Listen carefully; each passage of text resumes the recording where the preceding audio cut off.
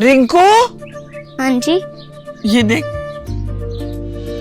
आगे तो चले। सत श्री अकाल बीजी। सत श्री अकाल पुत्र।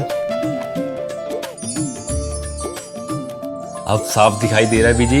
बहुत साफ दिखाई दे रहा है। बीजी इतने टाइम बाद नए चश्मे बनवा ही लिए। किसी अपने ने पैसे भेजे और हर महीने पैसे भेजेंगे। वाह। फोना ते टू होਊਗੀ ਤੁਹਾਡੇ 1 ਤਰੀਕ ਤੋਂ ਬਾਅਦ।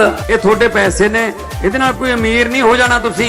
ਮਾਵਾਂ ਭੈਣਾਂ ਨੂੰ ਸਤਿਕਾਰ ਦੇ ਕੇ ਮੈਨੂੰ ਖੁਸ਼ੀ ਮਿਲਦੀ ਹੈ ਇਸ ਗੱਲ ਦੀ। मुख्यमंत्री माँ बेटी सत्कार योजना, आपका अपना भगवंत माँ। الله أكبر.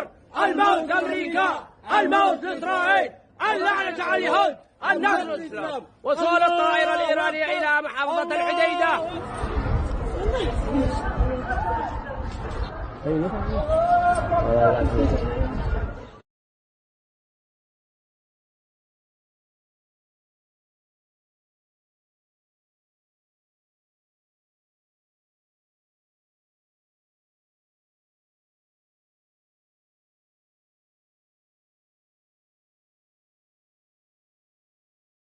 दोस्तों, मैं हूं आपके साथ नदीम अकरम और आप देख रहे हैं पल पल न्यूज।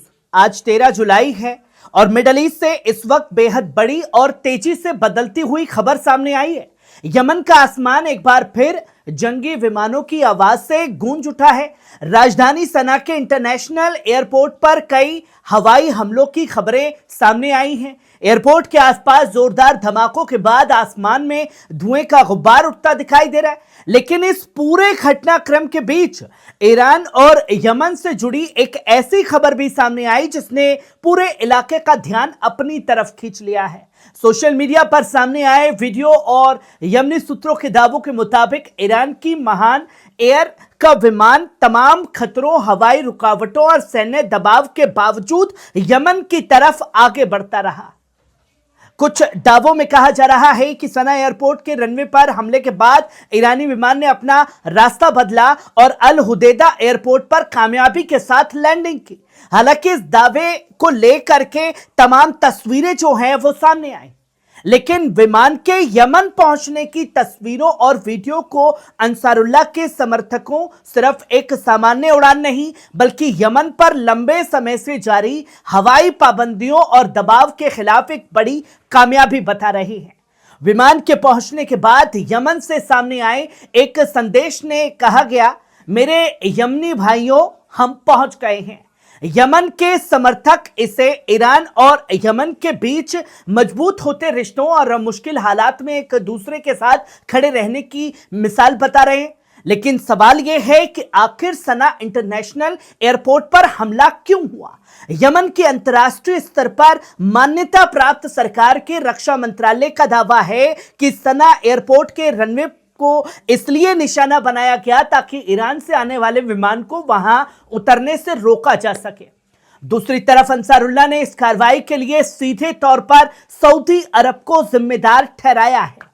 अंसारुल्लाह के सैन्य प्रवक्ता ब्रिगेडियर जनरल यहिया सारी ने बेहद सख्त बयान जारी करते हुए कहा, सऊदी दुश्मन ने खुली तौर पर हमारी हुकूक का उल्लंघन किया है, एयरपोर्ट पर हवाई हमलों को निशाना बनाया। इस हमले के साथ तनाव कम करने का दौर खत्म हो गया है। सऊदी अरब अपनी इसके नतीजों को पूरी जिम्मेदारी उठानी होगी। यहिया सारी ने आगे कहा, हम साफ कर देना चाहते हैं कि ये हमला बिना जवाब और बिना सजा के नहीं रहेगा। यानी अंसारुल्लाह ने साफ संकेत दे दिया, सना एयरपोर्ट पर हुए हमले के बाद यमन की तरफ से जवाबी कार्रवाई की जा सकती है। अब यहां सबसे बड़ा सवाल यह है कि क्या सऊदी अरब और यमन के बीच पिछले कुछ समय से जारी तनाव कम करने का दौर पूरी तरह खत्म हो चुका है? क्योंकि अंसारुल्लाह का बयान सिर्फ एक निंदा नहीं है, बयान साफ तौर पर कहा गया है कि अब बड़ा टकराव होगा जिसे कम करने का दौर समाप्त हो गया है। इसका मतलब यह हो सकता है कि आने वाले दिनों में लाल सागर, बाब अल मंदब और सऊदी अरब से जुड़े अहम ठिकानों के आसपास तनाव और बढ़ सकता है। इससे पहले भी अंसारुल्लाह चेतावनी दे चुका है कि अगर यमन के हवाई क्षेत्र का उल्लंघन किया गया, ईरानी नागरिक विमानों को रोकने की कोशिश की गई, तो जवाब सिर्फ सीमित नहीं होगा। अंसारुल्लाह ने सऊदी अरब के एयरपोर्ट, समुद्री रास्तों और दूसरे अहम ठिकानों को लेकर भी सख्त चेतावनी जारी कर दी है। अब सना एयरपोर्ट पर हुए ताजा हमलों के बाद इस चेतावनी को और ज्यादा गंभीर माना जा रहा है। दोस्तों, ईरानी महान एयर विमान को लेकर यह पूरा विवाद कोई अचानक पैदा हुआ मामला नहीं है। इससे पहले भी जब ईरान का एक नागरिक विमान सना की तरफ बढ़ रहा था, तब अंसारुल्लाह ने आरोप लगाया था कि सऊदी लड़ाकू विमानों ने यमन के हवाई क्षेत्र में दाखिल होकर उसे रोकने की कोशिश की। उस विमान में 200 से ज्यादा यमनी नागरिकों के होने की बात कही गई थी। इनमें बीमार, घायल और लंबे समय से अपने देश लौटने का इंतजार कर रहे लोग भी शामिल बताए गए थे। अंसारुल्लाह ने उस वक्त कहा था कि ईरान और यमन के बीच नागरिक उड़ानें जारी रहेंगी और किसी भी सैन्य दबाव के सामने इन्हें बंद नहीं किया जाएगा। अब एक बार फिर ईरानी विमान के यमन पहुंचने की खबर को अंसारुल्लाह समर्थक हवाई घेराबंदी को तोड़ने के तौर पर पेश कर रहे हैं। यमन के समर्थकों का साफ तौर पर कहना है कि एक नागरिक विमान को उतरने से रोकने के लिए एयरपोर्ट के रनवे को निशाना बनाना यमनी नागरिकों को दुनिया से अलग रखने की कोशिश है। उनका सवाल है कि अगर विमान में आम नागरिक, बीमार लोग या मानवीय मदद मौजूद थी तो यमन पहुंचने से क्यों रोका गया?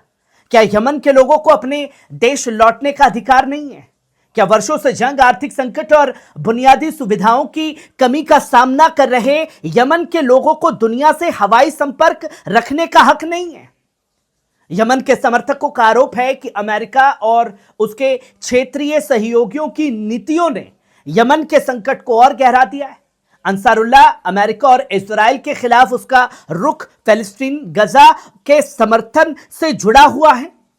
अंसारुल्लाह लगातार कहता रहा है कि जब तक फिलिस्तीनी लोगों के खिलाफ हमले और दबाव जारी रहेगा, तब तक वे इजराइल के खिलाफ अपनी कार्रवाई और राजनीतिक समर्थन भी जारी रखेगा। अब ईरान और यमन के बीच बढ़ती नजदीकी को भी इसी बड़े क्षेत्रीय घटनाक्रम के हिस्से के तौर पर देखा जा रहा है। दोस्तों, आप इस पूरे मामले को किस तरीके से देख रहे हैं? यह हवाई जहाज का पहुंचना, विमान का पहुंचना, जहां सऊदी अरब, अमेरिका, इजराइल लगे हुए थे, यह विमान यमन में लैंड ना हो और विमान यमन पहुंचा और सना के ऊपर हमले, यह एक बड़े जंग की टकराव का नतीजा दिखाई दे रहा है, जिसकी नींव को बोने का काम किया है सऊदी अरब ने।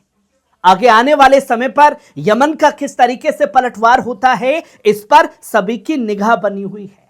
खबर कैसी लगी, कमेंट बॉक्स में आकर के अपनी राय जरूर दीजिएगा। शुक्रिया।